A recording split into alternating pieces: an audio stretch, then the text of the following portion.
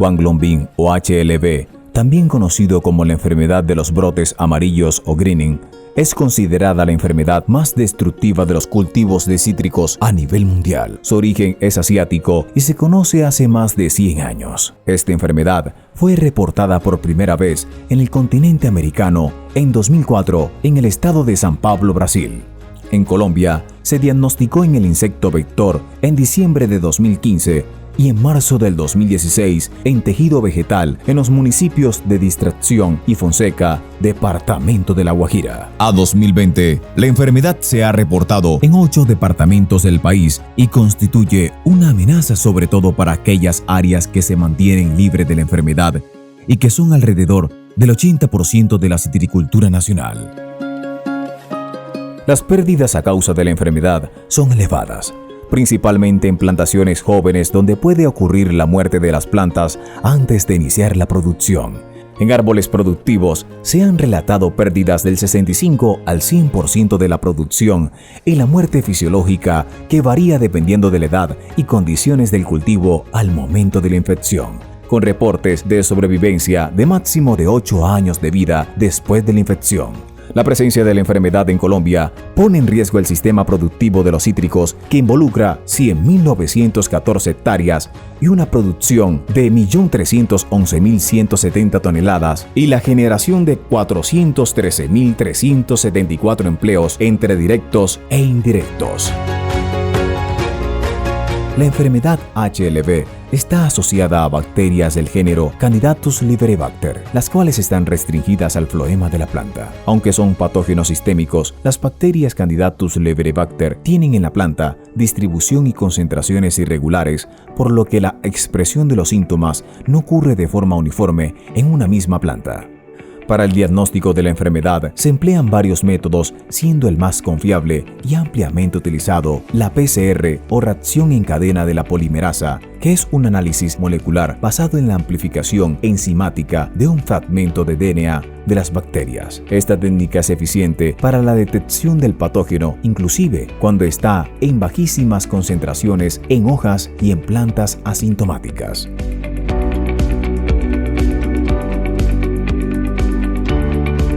La técnica almidón-yodo es una técnica de diagnóstico indirecto que permite detectar hasta un 90% de plantas afectadas. Esta técnica requiere que sea realizada sobre hojas que presenten sintomatología de moteado asimétrico difuso. La técnica LAN es una prueba isotérmica, es decir, se realiza a una única temperatura. En nuestro caso la realizamos a 39 grados. Esta técnica tiene muchas ventajas.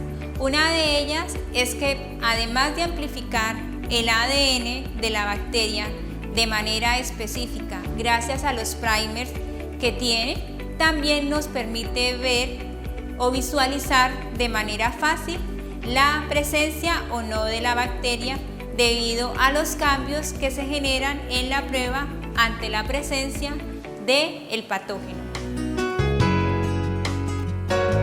El diagnóstico de plantas con HLB mediante el reconocimiento de síntomas visuales no es un procedimiento simple, ya que la sintomatología puede ser confundida con otras enfermedades del cultivo y con síntomas de deficiencias nutricionales. Además, la expresión de los síntomas varía durante el transcurso del año, evidenciándose una mayor intensidad en el otoño e invierno. Debido a que la enfermedad es sistémica pero con distribución desigual, en una planta se pueden observar ramas y hojas sintomáticas y asintomáticas. Mediante la observación visual de síntomas, se puede detectar aproximadamente el 57,6% de las plantas infectadas.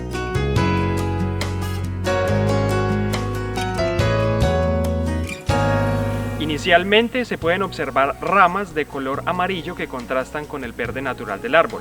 Estas ramas se encuentran distribuidas en forma desigual, por lo tanto, en un mismo árbol tengo hojas enfermas y hojas sanas.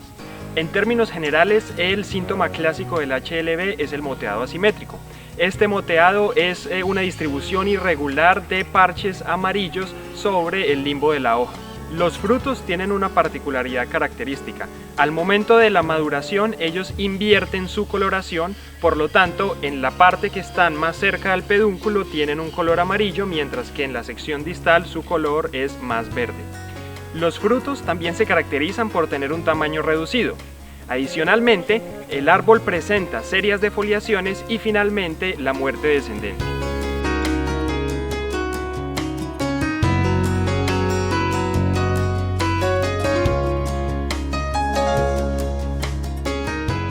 La diseminación de la enfermedad ocurre principalmente por material vegetal infectado e insectos vectores. En Colombia se reporta la presencia de Diaphorina citri como vector de la enfermedad. Este insecto, al alimentarse de una planta enferma, adquiere la bacteria y posteriormente tiene la posibilidad de transmitirla a plantas sanas de forma persistente, debido a que la bacteria se reproduce dentro del insecto, por lo que el mismo se mantiene infectivo durante toda su vida. Este insecto puede desarrollar todo su ciclo de vida en las plantas de cítricos.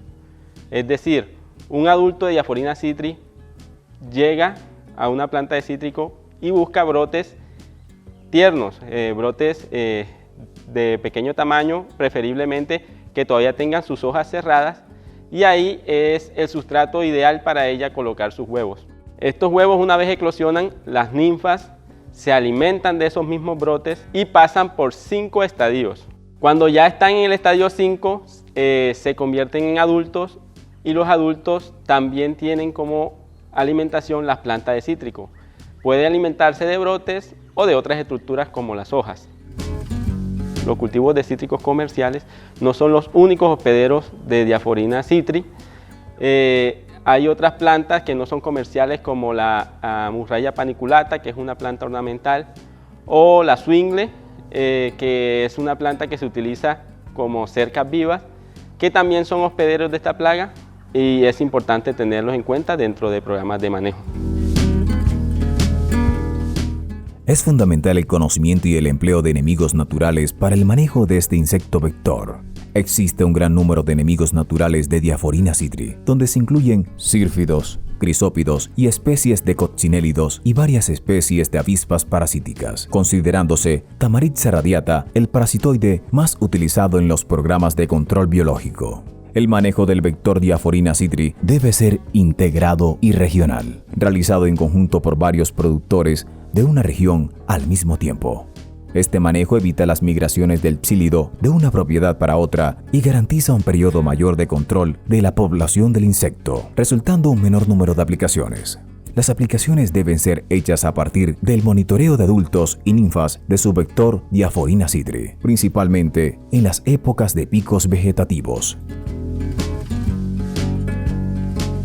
El manejo de la enfermedad es un manejo costoso y complejo. Esto se debe a que la enfermedad tiene varios factores que potencializan su gravedad a nivel de campo. Entre estos factores tenemos la naturaleza no específica de los síntomas, el prolongado periodo de latencia, lo que permite que plantas asintomáticas constituyan fuentes de inóculo, y la diseminación del insecto vector. La generación de conocimiento sobre la enfermedad y el insecto vector constituyen líneas de investigación prioritarias en Agrosavia, desarrollándose en la agenda actual de investigación proyectos que abordan las temáticas de epidemiología, diagnóstico y estudios bioecológicos del insecto vector. A nivel internacional, el manejo de la enfermedad se basa en 3 pilares fundamentales. El primer pilar es el establecimiento de siembra a partir de material certificado. El segundo pilar está enfocado en un manejo integrado del insecto vector. Y el tercer pilar es la erradicación de árboles enfermos para disminuir la fuente de inóculos a nivel de campo. Un control significativo de la enfermedad se alcanzará cuando se realice un manejo regional que incluya la disminución de las fuentes de inóculos externas y el control del insecto vector en estas fuentes externas. El manejo del patosistema Juan Lombín Diaphorina citri constituye uno de los retos de la citricultura a nivel mundial. Y a pesar del número de estudios que se han realizado sobre la enfermedad y su insecto vector, aún no se cuenta con una estrategia de manejo que permita su erradicación una vez establecida la enfermedad en un país. No tenemos una receta como tal, pero sí tenemos estrategias de manejo que ayudan a mitigar el impacto económico de la enfermedad.